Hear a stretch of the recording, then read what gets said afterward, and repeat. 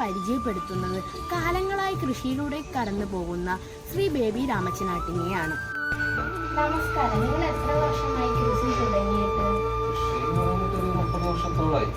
നിങ്ങൾക്ക് ഇതിൽ നിന്ന് കിട്ടുന്ന വരുമാനം എന്താണ്?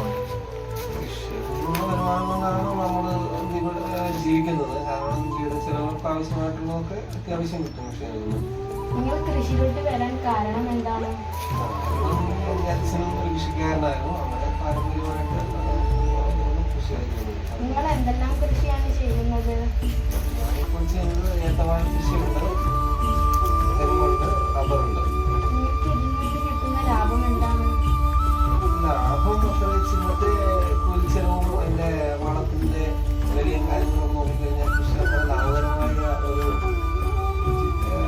ലാഭകരമല്ല കൃഷി.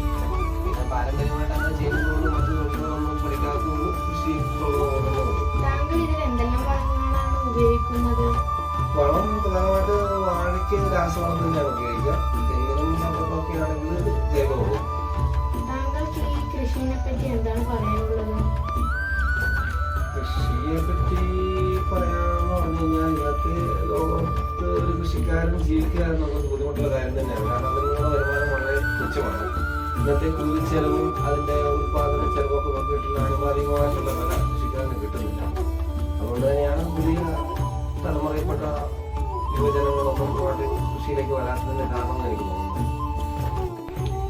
ഇതെല്ലാം നിങ്ങളുടെ സ്വന്തമാണ്? അതെ, ഞാൻ സ്വന്തമായ സ്ഥലത്താണ് കൃഷി ചെയ്യുന്നത്. നിങ്ങൾ ഒറ്റയ്ക്കാണോ കൃഷി ചെയ്യാറ്?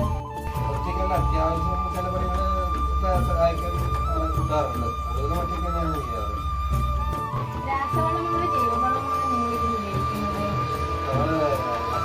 ഏത്തവാഴക്കൊക്കെ രാസവളമാണ് ഉപയോഗിക്കുന്നത്. തെങ്ങിനും റബ്ബറിനൊക്കെ ജൈവവളമാണ്.